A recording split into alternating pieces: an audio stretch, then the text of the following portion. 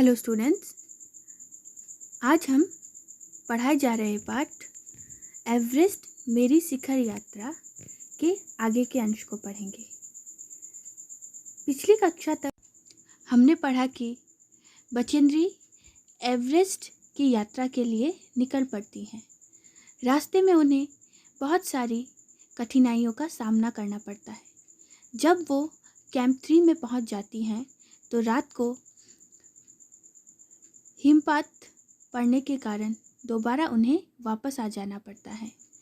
उनके बहुत सारे साथी घायल भी हो जाते हैं और इस पर उनके नेता कर्नल खुल्लर उनसे कहते हैं कि क्या वो वापस जाना चाहती हैं, लेकिन बचेंद्री बिना किसी हिचकिचाहट के उन्हें कहती हैं कि वो वापस जाना नहीं चाहती हैं। अब हम आगे बढ़ते हैं। आप अपनी पुस्तक के पृष्ठ संख्या 27 को देख सकते हैं। जैसे ही मैं साउथ कोल कैंप पहुंची, मैंने अगले दिन अपनी महत्वपूर्ण चढ़ाई की तैयारी शुरू कर दी। मैंने खाना, कुकिंग गैस तथा कुछ ऑक्सीजन सिलेंडर इकट्ठे किए। जब दोपहर 1:30 बजे बिस्सा आया, उसने मुझे चाय के लिए पानी गर्म करते देखा कि जय और मीनू अभी बहुत पीछे थे। मैं चिंतित थी क्योंकि मुझे अगले दिन उनके साथ ही चढ़ाई करनी थी। वे धीरे धीरे आ रहे थे क्योंकि वे भारी बोझ लेकर और बिना ऑक्सीजन के चल रहे थे। जब एवरेस्ट यानी कि हिमालय के पहाड़ पर बिना ऑक्सीजन के चला जाता है तो पीछे से दबाव बहुत ज़्यादा आ जाता है और ऊपर से वो लोग भारी बोझ लेकर आ रहे थे, इसलिए उनके चलने की गति बहुत धीमी हो गई थी। दोपहर बाद मैंने अपने दल के दूसरे सदस्यों की मदद करने और अपने एक थर्मस को जूस से और दूसरे को गर्म चाय से भरने के लिए नीचे जाने का निश्चय किया। मैंने बर्फीली हवा में ही तंबू से बाहर कदम रखा। जैसे ही मैं कैंप क्षेत्र से बाहर आ रही थी, मेरी मुलाकात मीनू से हुई। की और जय अभी कुछ पीछे थे। मुझे जय जेनेवा स्पर की चोटी के ठीक नीचे मिला। उसने कृतज्ञतापूर्वक चाय वगैरह पी, लेकिन मुझे और आगे जाने से रोकने की कोशिश की। मगर मुझे की से भी मिलना था। थोड़ा सा और आगे नीचे उतरने पर मैंने की को देखा।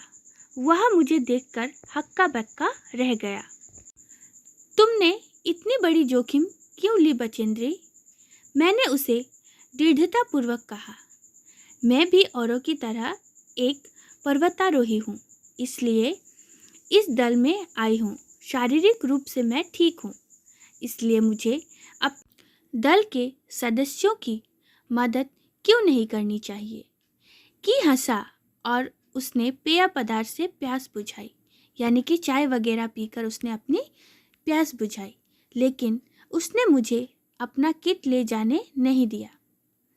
थोड़ी देर बाद साउथ कोल कैंप में लाहाटू और बिस्सा हमें मिलने नीचे उतर आए और हम साउथ कोल पर जैसे ही सुरक्षा और आराम की जगह उपलब्ध थी, उस पर लौट आए। साउथ कोल पृथ्वी पर बहुत अधिक कठोर जगह के नाम से प्रसिद्ध है। अगले दिन मैं सुबह 4 बजे उठ गई, बर्फ पिघलाया और चाय बनाई। कुछ बिस्किट और आधी चॉकलेट का हल्का नाश्ता करने के बाद मैं लगभग 5:30 बजे अपने तंबू से निकल पड़ी। अंगदोर्जी बाहर खड़ा था और कोई आसपास नहीं था। अब बचेंद्री अपने अगले दिन की यात्रा के लिए तैयार थी। अंगदोर्जी बिना ऑक्सीजन के ही चढ़ाई करने वाला था, लेकिन इसके कारण उसके पैर ठंडे पड़ जाते थे, इसलिए वह ऊंचाई पर लंबे समय तक खुले में और रात्रि में शिखर कैंप पर नहीं जाना चाहता था। इसलिए उसे या तो उसी दिन चोटी तक चढ़कर वापस साउथ कोल पर वापस आ जाना था अथवा अपने प्रयास को छोड़ देना था, यानी कि अंगदोर्जी को बिना ऑक्सीजन के माउंट एवरेस्ट तक उसी दिन पहुंचकर वापस लौटना था, या फिर उसे ये प्रयास ही छोड़ देना था। वह तुरंत ही चढ़ाई शुरू करना चाहता था और उसने मुझसे पूछा क्या मैं उसके साथ जाना चाहूँगी। एक ही दिन में साउथ पोल से चोटी तक जाना और वापस आना बहुत कठिन और श्रम साध्य होगा। एक ही दिन में चोटी तक जाकर फिर वापस आना बहुत ही कठिन और बहुत ही थका देने वाला कार्य होगा। इसके अलावा यदि अंगदोर्जी के पैर ठंडे पड़ गए तो उसके लौट कर आने का भी जोखिम था। मुझे फिर भी अंगदोर्जी पर विश्वास था और साथ साथ में आरोहण की क्षमता और कर्मरतता यानी कि काम को करने का दृढ़ निश्चय और अपने पर भरोसा के बारे में भी आश्वस्त थी। अन्य कोई भी व्यक्ति इस समय साथ चलने के लिए तैयार नहीं था। सुबह 6:20 पर जब अंगदोर्जी और मैं साउथ पोल से बाहर आ निकले तो दिन ऊपर चढ़ आया था। हल्की हल्की हवा चल रही थी, लेकिन ठंड भी बहुत अधिक थी। मैं अपने आरोही उपस्कर के काफ़ी सुरक्षित और गर्म थी।